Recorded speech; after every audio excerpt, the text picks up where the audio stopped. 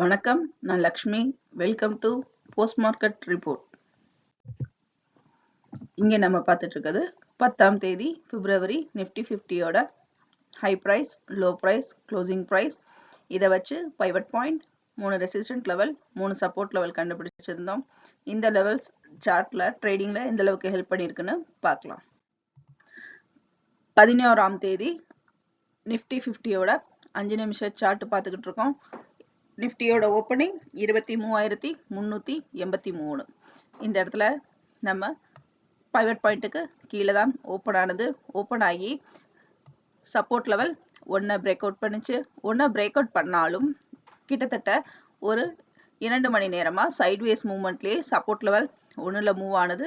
அதுக்கப்புறம் support level 2ஆன 23,168 break out பண்ணுச்சு. உடனே சப்போர்ட் லெவல் 2ஐயும் பிரேக் அவுட் பண்ணி சப்போர்ட் லெவல் 3ஆன 23,020 வரைக்கும் நிஃப்டி 50 மூவ் ஆச்சு. சப்போர்ட் லெவல் 3லயே சைட்வேஸ்ல ஒரு மூவ்மெண்ட் கொடுத்து 23,070ல, அதாவது 3வது சப்போர்ட் லெவல் ஜோன்லயே க்ளோஸ் ஆயிருக்கு. இங்க நம்ம பார்த்துட்டு இருக்குது 11ஆம் தேதி நிஃப்டி 50யோட 1 ஹவர் சார்ட். இந்த 1 ஹவர் சார்ட்ல இந்த க்ளோடிங் சேனல் 11ஆம் தேதி ப்ரீ மார்க்கெட் ரிப்போர்ட்ல சொல்லியிருந்தோம். இந்த சேனலுக்குள்ள நுழைஞ்சிருச்சுன்னா கண்டிப்பா 23,000 வரைக்கும் நிஃப்டி 50 மூவ் ஆகிறதுக்கு அதிக வாய்ப்பு இருக்குன்னு. அதே மாதிரி பார்த்தோம்னா இந்த சேனலுக்குள்ள நுழைஞ்சு 23,000 வரைக்கும் நிஃப்டி 50 மூவ் ஆச்சு. 23,000ஐயும் பிரேக் பண்ணி 22,986 வரைக்கும் நிஃப்டி 50 மூவ் ஆச்சு. இந்த சப்போர்ட் லெவல்ல செக் பண்ணோம் அப்படின்னா 23,550 பிரேக் பண்ணியிருக்கானா, பிரேக் பண்ணிருச்சு. 23,400ஐயும் பிரேக் பண்ணிருச்சு. 23,250ஐயும் பிரேக் பண்ணி முடியும் பொழுது 23,070ல மூவ் ஆச்சு. அதாவது எல்லா சப்போர்ட் லெவலும் ரீச் பண்ணி 23,070ல பிரேக் அவுட் ஆயிருக்கு. ஹை லெவல்ல 23,390. இந்த லெவல் எங்கேயுமே ரீச் பண்ணவே இல்லை, ரெசிஸ்டன்ட் லெவல். 11ஆம் தேதி நிஃப்டி 50யோட 4 மணி நேர சார்ட் பார்த்துக்கிட்டு இருக்கோம். முதல் பாதியில நிஃப்டி 50யோட மூவ்மெண்ட் பார்த்தீங்கன்னா நல்ல ஒரு பெரிய மூவ்மெண்ட், அதாவது கிட்டத்தட்ட 350 பாயிண்ட்டுகள் வந்து இந்த முதல் பாதியில நிஃப்டி 50 டவுன் சைட்ல மூவ் ஆயிருக்கு. இரண்டாவது பாதியில பார்த்தோம்னா இந்த இடத்துல பையரோட டாமினேஷன் அதிகமா இருக்கிற மாதிரி இருக்கலாம். ஆனா முடியும் தருவாயில செல்லரோட டாமினேஷன் அதிக லெவல்ல தான் க்ளோஸ் ஆயிருக்கு. மேலும் இரண்டாவது பாதியில 16ஆம் தேதிக்குரிய அதிகபட்ச குறைந்த லெவலான 22,986ஐயும் டச் பண்ணியிருக்கத பார்க்கலாம். இப்போ பேங்க் நிஃப்டியோட 10ஆம் தேதி February high price, low price, closing price. இதோட pivot point 3 resistant level, 3 support level கண்டுபிடிச்சிருந்தோம்.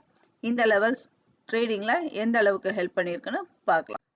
11ஆம் தேதிக்குரிய பேங்க் நிஃப்டியோட 5 நிமிஷ சார்ட் பார்த்துட்டு இருக்கோம். பேங்க் நிஃப்டியோட ஓப்பனிங் 49,812.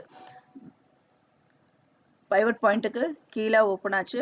ஓப்பன் ஆகி உடனே சப்போர்ட் லெவல் 1ஆன 49,729 பிரேக் அவுட் பண்ணுச்சு. பிரேக் அவுட் பண்ணி சப்போர்ட் லெவல் 2லயும் 49,490 வரைக்கும் நிஃப்டி 50 மூவ் ஆச்சு. கிட்டத்தட்ட 2 மணி நேரமா இந்த சப்போர்ட் லெவல் 2 ஜோன்லயே மூவ் ஆகிட்டு இருந்தது. 49,490 இந்த இடத்துல பிரேக் அவுட் பண்ணிருக்கு. பிரேக் அவுட் பண்ணி அடுத்து சப்போர்ட் லெவல் 3ல, அதாவது 49,277 வரைக்கும் வந்து சப்போர்ட் லெவல் 3 ரீச் பண்ணுச்சு. ரீச் பண்ணி திரும்பவும் பவுன்ஸ் பேக் ஆயிடுச்சு. இந்த இடத்துல நம்ம லெவல் நீங்க வச்சீங்கன்னா இங்க பிரேக் அவுட்னு சொல்லுவோம். ஆனா லெவல் வச்சுக்க கூடாது, ஜோன் செட் பண்ணணும்னு நம்ம சொல்லியிருக்கோம். ஜோன் வந்து கிட்டத்தட்ட பிளஸ் ஆர் மைனஸ் பேங்க் நிஃப்டியை பொறுத்த வரைக்கும் 100 பாயிண்ட்டுகள் வைக்கணும்.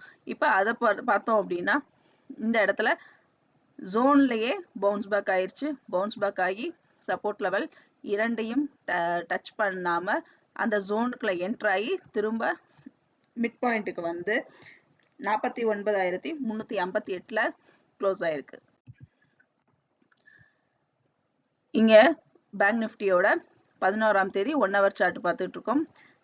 இந்த க்ளோனிங் சேனல் ப்ரீ மார்க்கெட் ரிப்போர்ட்ல பார்த்தோம்னா 2வது சேனல்ல தான் ட்ரேட் ஆகிட்டு இருந்தது.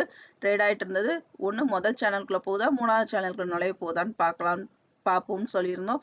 இப்போ பார்த்தீங்க அப்படின்னா இங்கே நீங்கள் பார்க்கும்போதே தெரியுது 3வது சேனலுக்குள்ள என்ட்ரு ஆயிடுச்சு. 3வது சேனலில் என்ட்ரு ஆகி லோ லெவல் 49,177 வரைக்கும் பேங்க் நிஃப்டி மூவ் ஆயிருந்தது. இந்த லெவலுக்கு இன்னும் கீழே பேங்க் நிஃப்டி மூவ் ஆச்சு அப்படின்னு பார்த்தோம்னா கண்டிப்பா 49,000 பிரேக் அவுட் பண்ணும். லோ லெவல் நம்ம அப்ப பார்த்த மாதிரி 49,177. இங்க சப்போர்ட் லெவல்ல செக் பண்ணோம்னா எல்லா லெவலையும் ரீச் பண்ணிருச்சு. சப்போர்ட்ல ரெசிஸ்டன்ட் லெவலை டச் பண்ணிருக்கான்னு பார்த்தோம்னா ஹை லெவல் 49,906. இந்த லெவல் ரெசிஸ்டன்ட் லெவல் எங்கேயுமே ரீச் ஆகல. க்ளோஸ் ஆகும் பொழுதும் 177 அப்படிங்கிற பொழுது இந்த இடத்துல நமக்கு ரெசிஸ்டன்ட் சப்போர்ட் லெவல் எல்லாத்தையும் தாண்டி பேங்க் நிஃப்டி க்ளோஸ் ஆயிருக்கு. இங்க 11ஆம் தேதி பேங்க் நிஃப்டியோட 4 மணி நேர சார்ட் பார்த்துக்கிட்டு இருக்கோம். இங்க முதல் பாதியில செல்லரோட டாமினேஷன் ரொம்ப அதிக லெவல்ல இருக்கத பார்த்தோட நமக்கு தெரிஞ்சுக்க முடியுது. இதை நிஃப்டியோட கம்பேர் பண்ணும்போது இந்த லென்த் வந்து கம்மி தான். பேங்க் நிஃப்டியோட லென்த் அதாவது மூவ்மெண்ட் வந்து நிஃப்டியோட கம்மியா தான் இருந்தது. முதல் பாதியில தான் அதோட ஹை லெவலும் இருந்தது. 2வது பாதியில பார்க்கும் பொழுது நமக்கு கிரீன் சிக்னலா இருந்தாலும் செல்லரோட டாமினேஷன் அதிக அளவுல தான் க்ளோஸ் ஆயிருக்கு.